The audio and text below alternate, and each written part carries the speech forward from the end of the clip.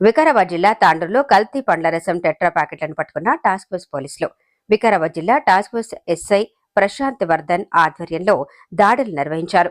కర్ణాటక రాష్ట్రం నుండి రవాణా చేస్తున్న ముఠా 67 టెట్రా ప్యాకెట్లతో పాటు విక్రయించడానికి ఉపయోగించే వాహనాన్ని టాస్క్ ఫోర్స్ పోలీసులు స్వాధీనం చేసుకున్నారు.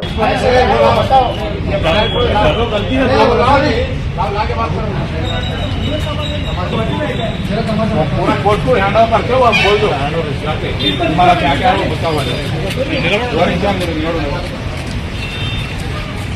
जरा इधर लो अभी एमपी को लेता पीछे तो ले गई